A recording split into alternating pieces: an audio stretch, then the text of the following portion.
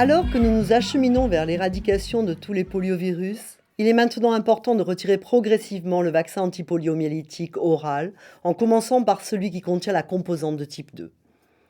Le vaccin antipolio oral, contenant les 3 types de poliovirus, va être remplacé au niveau mondial par celui n'en contenant que 2. Cette opération comporte des risques.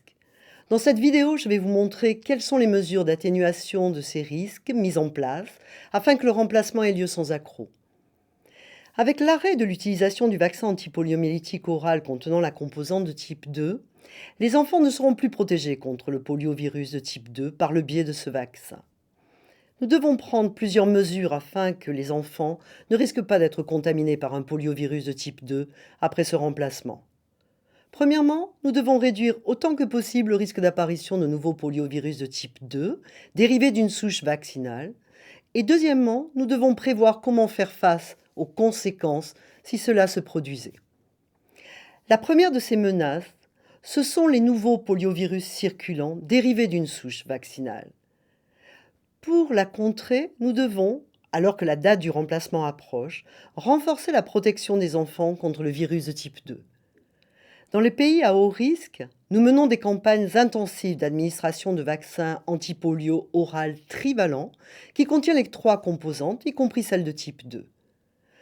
Le vaccin antipoliomyélitique inactivé a également un rôle important à jouer dans le renforcement de l'immunité des enfants contre les 3 types de poliovirus. Tous les pays introduisent au moins une dose de vaccin antipolio inactivé dans leur calendrier de vaccination systématique. Ce vaccin conférera une immunité de base contre le virus de type 2, même en l'absence de vaccin antipolio oral. Comme ce vaccin est fabriqué à partir d'une souche de virus tuée ou inactivée, il n'entraîne pas de risque de circulation d'un poliovirus dérivé d'une souche vaccinale. Ces mesures importantes nous aideront à réduire les risques de circulation de poliovirus vaccinaux. Et afin de nous préparer à tous les scénarios possibles, nous mettons en place des plans afin de savoir que faire si une flambée épidémique se produisait. Nous n'utiliserons plus de vaccin antipolio oral de type 2, mais nous constituerons des stocks pour pouvoir l'administrer si nécessaire. De la même façon que les meilleurs outils nous permettent d'intervenir rapidement en cas de flambée épidémique de polio, dans chaque situation, ces stocks de vaccins de type 2 nous permettront de protéger rapidement les enfants si nécessaire. L'introduction du vaccin antipolio inactivé présente un deuxième avantage. Il offre une protection contre les 3 types de virus.